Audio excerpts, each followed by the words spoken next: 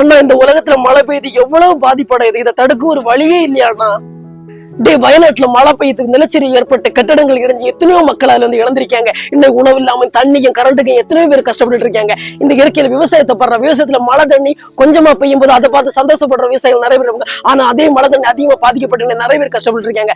இதுக்கெல்லாம் காரணம் மனிதர்களாகிய நம்ம தான்டா. இந்த இயற்கையில மரம் செடி காடுகள் அதுல வரக்கூடிய எல்லாமே நம்ம அழிச்சிட்டு இருக்கிறோம். இந்த அழிவுகள் நம்ம அழிச்சிட்டு இருக்கிறதுனாலே இந்த உலகத்துல நிறைய பாதிப்புகள் இருக்கு. மழை வேற அதிகமா பாதிச்சு நிறைய இடங்களுக்கு பாதிப்புக்குள்ளாவே இன்னைக்கு கஷ்டப்பட்டு இருக்கேன்டா. இதுக்கு என்னென்ன ஒரே தீர்வு நம்ம கிட்ட தாண்டா இருக்கு. நம்ம என்னென்ன நம்ம எந்த மதங்கிற முக்கியம் இல்ல, எந்த கடவுளை நம்ம பிரார்த்தனை பண்றோம். நம்ம ஒவ்வொருத்தரும் ஒவ்வொரு கடவுளை பிரார்த்தனை பண்ணோம். அந்த தெய்வங்கள்ட்ட நல்லபடியா பிரார்த்தனை பண்ணி நம்ம இயற்கையில மரம் செடி கொடைகள் நட்டு காடுகளை எதுவும் அழிக்காம நம்ம பாதுகாத்தாலே இந்த பிரச்சனைகள் நம்ம தடுக்கலாம்டா. நம்ம இயற்கையை நம்ம பாதுகாப்போம். ஒவ்வொரு மரம் செடி கொடிகளும் நல்லபடியா நடுவோம். எந்த மரங்களையும் நம்ம தேவையில்லாம அழிக்காம நம்ம கரெக்டா பாதுகாத்து இந்த உலகத்துல நல்ல ஒரு பசுமையான நம்ம ஒரு நிலமாட்டம் இயற்கையை நம்ம நல்லபடியா பாதுகாத்து மதிச்சாச்சுன்னா இந்த இயற்கையை நமக்கு எந்த ஒரு பிரச்சனையும் வராம இந்த உலகத்தை காக்கண்டா. எல்லாம் நம்மள மாதிரி மனிதர்கள் கையில தான் இருக்கு.